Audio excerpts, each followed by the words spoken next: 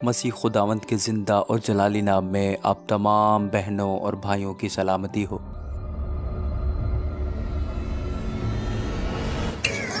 दोस्तों तेरे सारे मेरा सलाम पहुंचे। असी अज गुजर रहे हैं इस गली चो, इस मोड़ तो ते बहुत प्यारे भाई रोबन भाई थोड़ा अर्सा पहले असी इन्हों मिलन आए सा।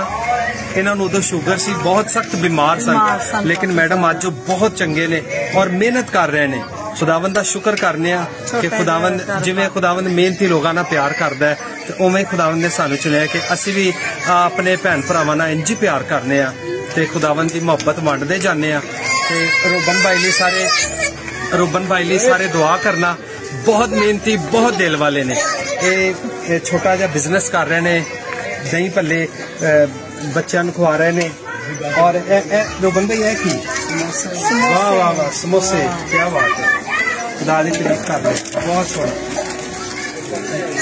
दोस्तों कारोबार कोई भी छोटा नहीं होता, इंसान की सोच छोटी होती है।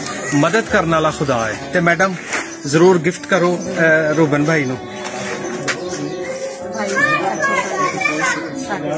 किन्ने ने जी? 2000। हालेलुया, खुदा दी तारीफ होवे जी। जिंदे रहो ते इन्हां नन्हे बुढ़े बच्चों नू खवाओ।